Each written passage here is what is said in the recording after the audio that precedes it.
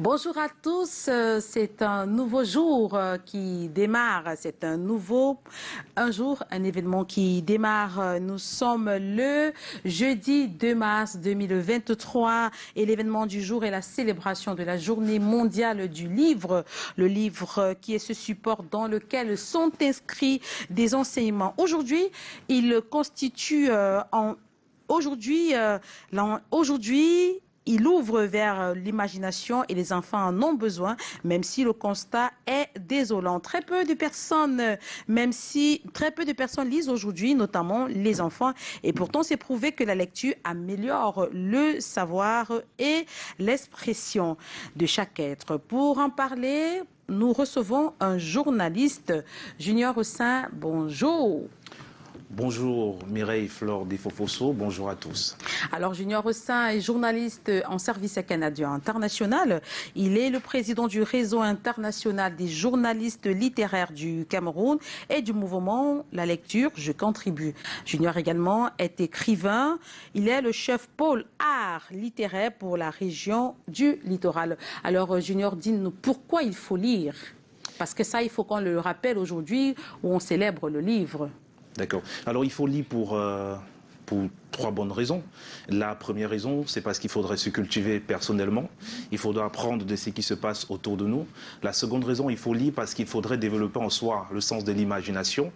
L'imagination qui vous permet d'être créatif au sein même de votre business, de vos entreprises et dans votre environnement. Et la troisième raison, il faut lire parce qu'il faudrait s'éduquer sur le plan même scolaire ou académique. Autant le dire. Donc la lecture à ce niveau a trois pans assez importants. En un mot, il faut dire que lire est tellement capital qu'on ne peut pas se passer de lecture. Et quand je parle de lecture, c'est qu'on peut tout lire en fait. Tout lire. Parce que quel que soit le document que vous avez et dont vous jetez un coup d'œil à l'intérieur, il y a toujours quelque chose à retenir qui peut vous aider dans le futur. Alors, vous l'avez dit, on ne peut pas se passer de lecture, mais on se rend compte que de nombreux Camerounais se passent de lecture, donc de livres. Et il y a un sage qui disait que si vous voulez cacher une vérité à un Camerounais, inscrivez cette vérité dans un livre. Est-ce vrai? Ça se vérifie, Junior? Bah écoutez, vous savez, il y a aussi un adage qui dit pour cacher quelque chose à un noir, il faudra le mettre dans un livre, comme quoi les noirs ne lisent pas beaucoup. Mais je tiens quand même à vous dire qu'en ce moment, sur le plan international, il y a beaucoup de Camerounais surtout, qui gagnent des prix en tant qu'écrivains. Je pense que si les Camerounaises gagnent des prix et écrivent beaucoup, c'est dit qu'il y a quand même un champ lectorat assez intéressant. Aujourd'hui, la lecture fait de plus en plus partie du quotidien d'une certaine catégorie d'individus. Je prends le cas du Cameroun. Nous sommes quand même dans un pays où le système scolaire est quand même appréciable. Hein. On a plusieurs universités. Et là, je vais rester sur le plan d'une lecture beaucoup plus spécialisée. Académique, sur le plan voilà, académique. Exactement. On observe que sur le plan académique, nos universités, nos écoles, ben oui, des gens ne vont pas à l'école s'ils ne lisent pas, en tout cas. Des gens lisent, des gens se documentent. Mais maintenant, là où on a tendance à croire qu'on ne lit pas beaucoup, c'est bien sûr ces lectures un peu romanesques. Ces lectures théâtrales, lectures autour de la poésie, etc. Et du coup, on a le sentiment qu'on ne lit pas beaucoup.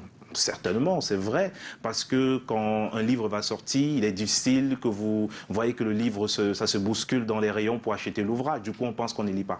J'aime quand même à le dire, le livre se porte très bien. En Afrique, au Cameroun, ce sont les lecteurs qui se portent mal. Parce qu'il nous manque cependant une culture de la lecture. Et cette culture de la lecture, sans doute on en reparlera. Alors, vous parlez de culture de la lecture, Junior Ossin. Que faire pour inculquer la culture de la lecture aux Camerounais? Et je pense que ceci devrait partir dès le bas âge, chez les enfants. Comment les familles, les parents ou les enseignants devraient procéder pour amener les enfants à lire, pour qu'une fois à l'âge adulte, ils aient pris, les choses en main? Alors aujourd'hui, nous célébrons le 26e anniversaire de la Journée mondiale du livre.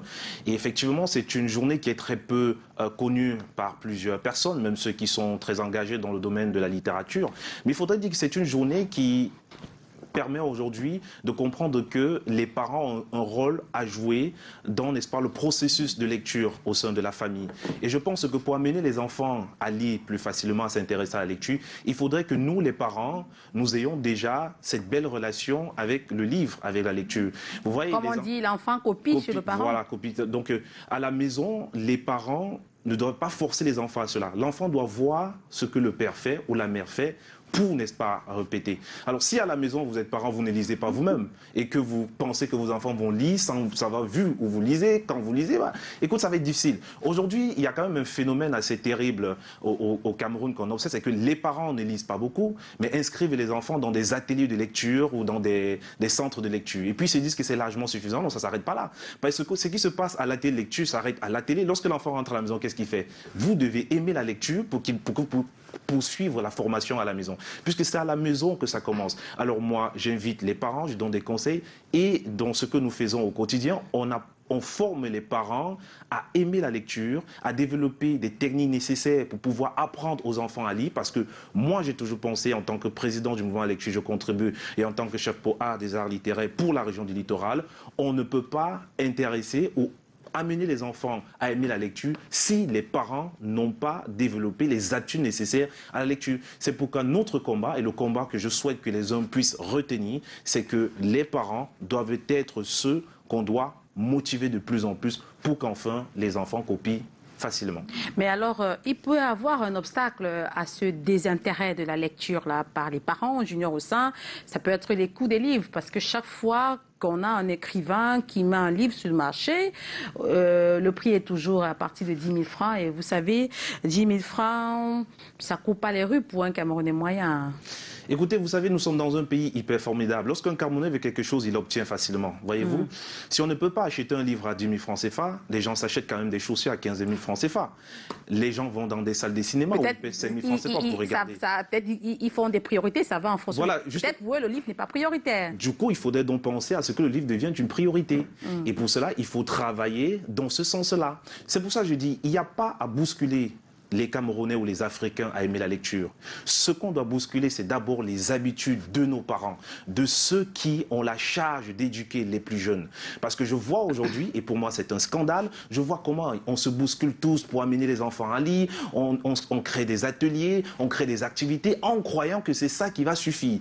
Mais je vous dis, il y a très très peu de chances qu'on ait dans 10 ans une génération de jeunes qui lisent si les parents n'ont jamais lu.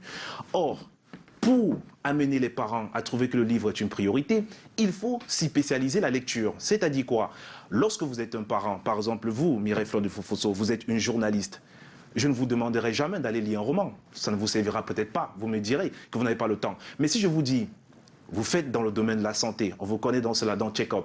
Imaginez-vous que vous vous documentez dans le domaine de la santé. Vous avez une bibliothèque sur la santé à la maison. Mais les enfants, naturellement, voient que maman lit des ouvrages sur la santé, maman a une bibliothèque sur la santé. Ils vous posent des questions et par curiosité, vous leur dites, ah ben oui, maman doit lire parce qu'elle doit préparer son émission. Maman doit lire parce qu'elle peut parler de santé si elle ne maîtrise pas les sujets. Et c'est comme ça que, naturellement, les enfants vont prendre des livres pour lire.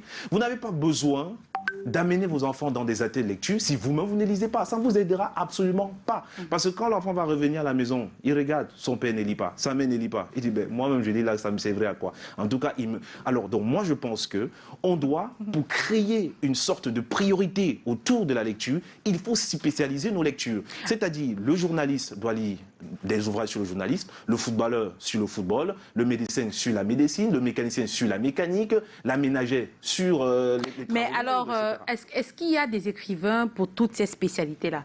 Parce qu'il faut le dire aussi, les livres sont de plus en plus rares au Cameroun. Hein. Oui.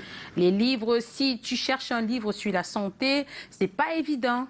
C'est pas évident de retrouver un livre qui parle de santé ou de mécanique, mais pourtant vous pouvez trouver plein de témoignages en ligne sur Internet. Je ne sais pas si c'est parce qu'on passe à l'ère de la modernisation. Je ne sais pas si le livre a tendance à disparaître ou des livres spécialisés.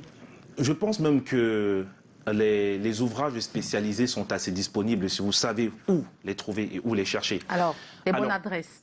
Alors, les adresses sont simples. Je vais prendre le cas, puisque vous êtes là. Vous qui faites dans la santé, vous qui êtes spécialisé en tant que journaliste de santé, mais écoutez, on a quand même l'université de montagne au Cameroun. Mais abonnez-vous dans la bibliothèque de cette université. C'est aussi simple que ça. C'est-à-dire qu'il n'y a pas de miracle. On a l'université de Douala qui forme, je crois, aussi en médecine. Je ne sais pas trop. Mais là-bas, s'il y a un département sur la médecine, abonnez-vous à cette bibliothèque. On a le CUS au Cameroun. Vous vous abonnez tout simplement là-bas. Donc, les gens doivent comprendre que tous les domaines qui existent sur Terre, il y a une documentation. Et je l'ai toujours écrit, je l'ai écrit d'ailleurs dans mon roman intitulé Bana Malassé.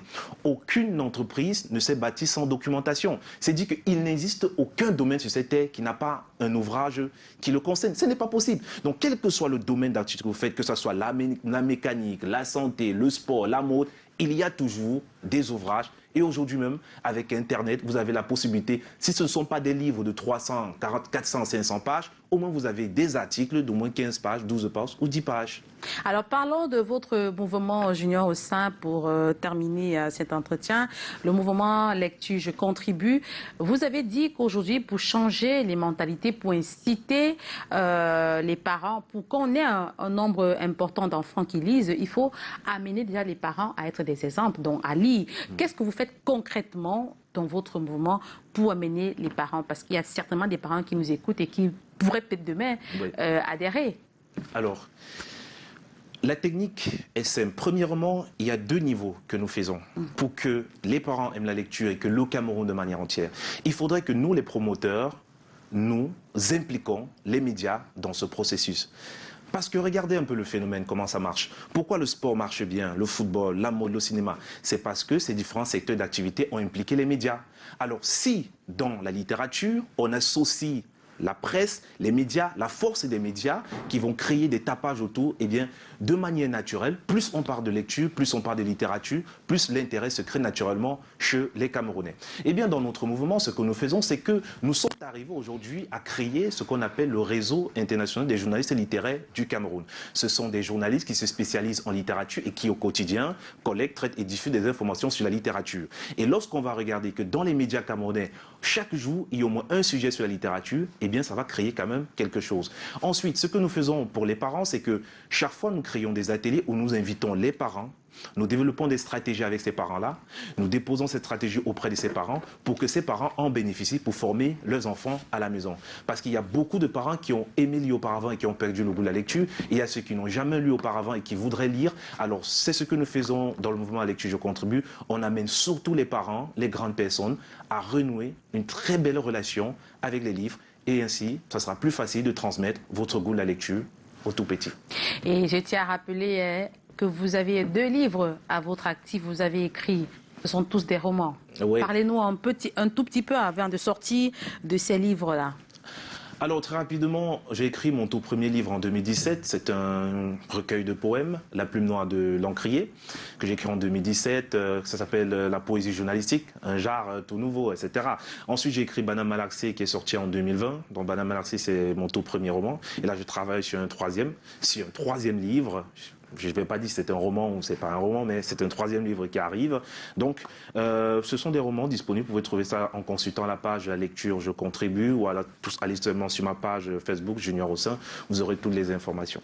Merci Junior au sein d'être passé sur ce plateau, d'avoir accepté d'édifier nos téléspectateurs sur la question du livre et de la lecture. Ceci en raison de la célébration ce 2 mars de la Journée mondiale du livre. Et comme vous savez que dans un jour, un événement, nous faisons dès cette journée des événements. Merci de nous avoir suivis. La suite, c'est du côté de Yaoundé avec vous, Monsieur Andabor, pour Nous chez vous, pour la suite de Nous chez vous.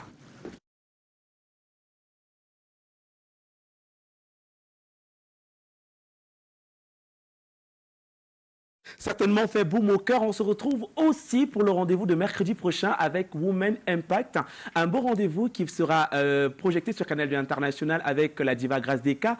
Et aux commandes, on rappelle que nous aurons Mireille Flore des Photos qui, elle, va aussi sublimer la femme pour cette journée du 8 mars prochain. Alors, mesdames, messieurs, rappelons que nous sommes toujours sur Canal International et que l'émission, c'est Nous chez vous. Merci.